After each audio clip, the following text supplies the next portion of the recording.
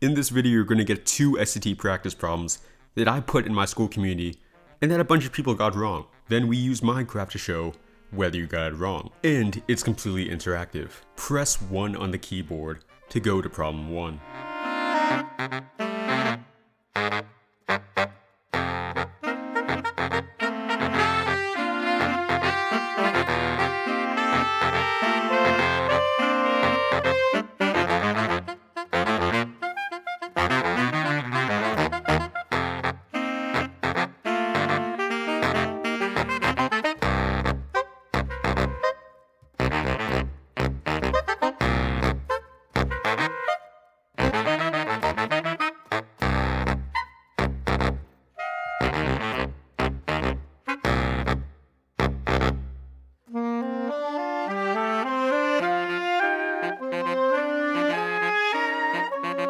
Alright, you made it to problem 1.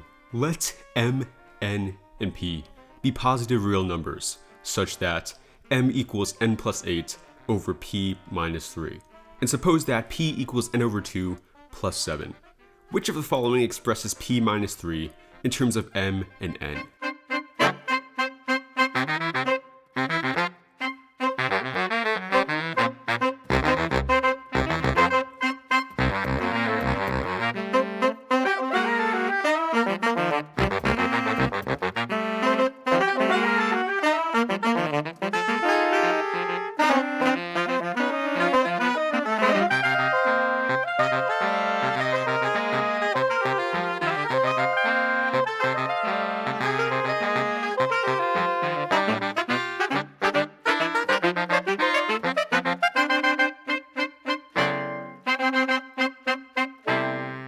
You chose A, which is actually correct. This is a complete red herring of a problem. What you do to solve it is just multiply both sides of the equation by p minus 3, and then divide each side by m. You only have to use the first equation. The second one is not needed at all.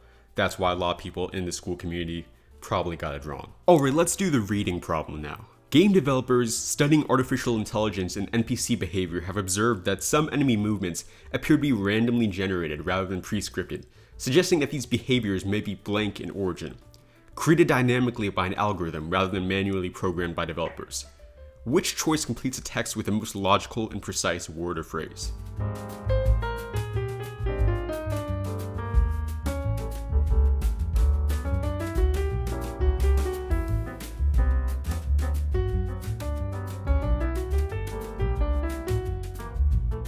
You chose B. Let's see if you're correct.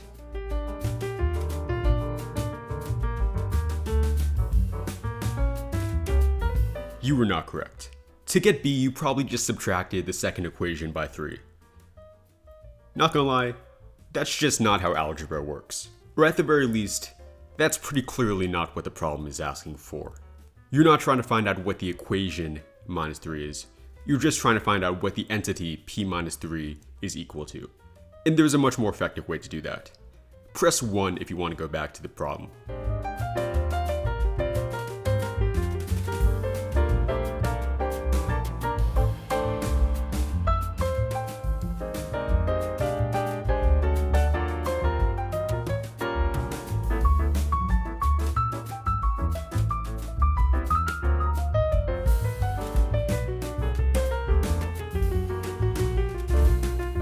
You chose C. Let's see if you're correct.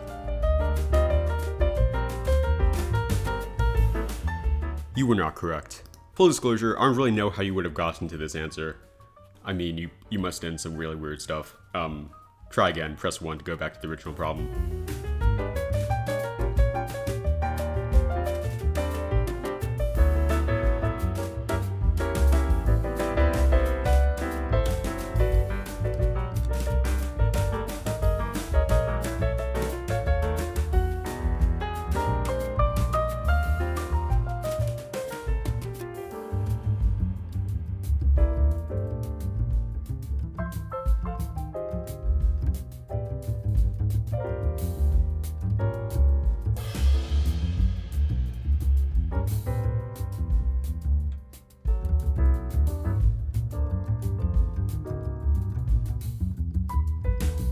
You chose choice D. Let's see if you're correct.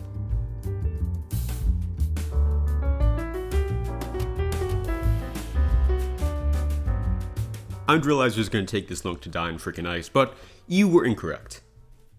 I'm not gonna lie, I'm not really sure how you got to choice D, but however you did it, it was definitely not the correct choice. Try again.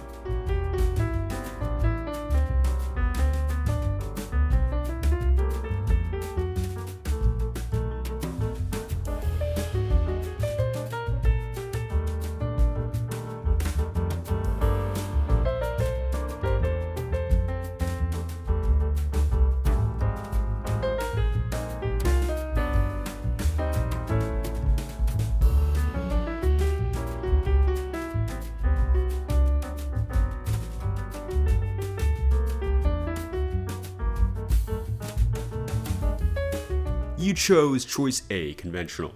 Let's see if that's correct.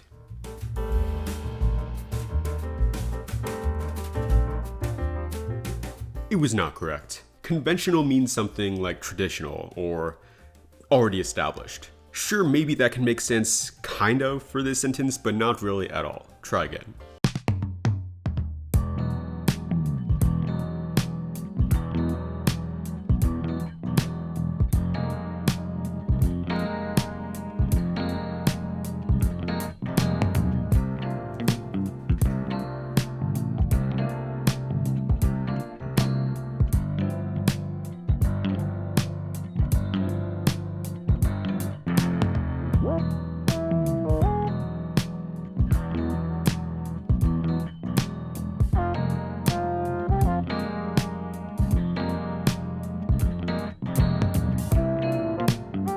You chose B, erratic. Let's see if that's correct.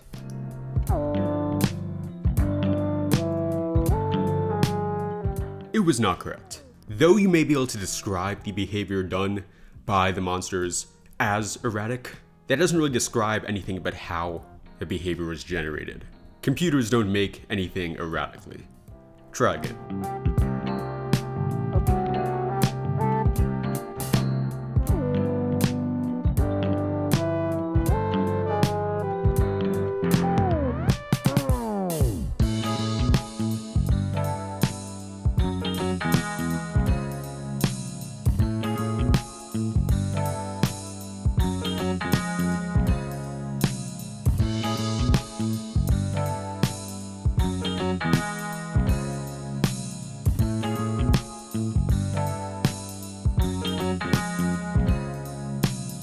You chose choice C, obsolete. Let's see if you're correct.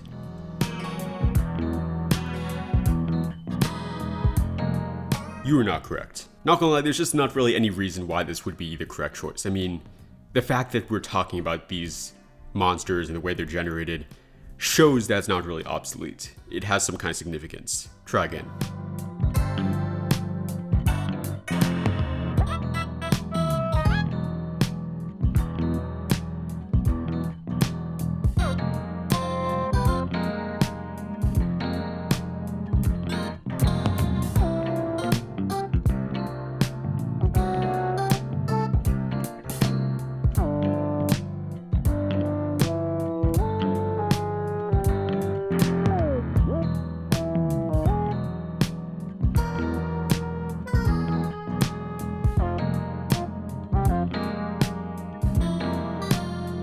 You chose choice D, procedural. You got it correct. Most people in the school community got tricked up by this question, but procedural is really the most sensible word for the sentence.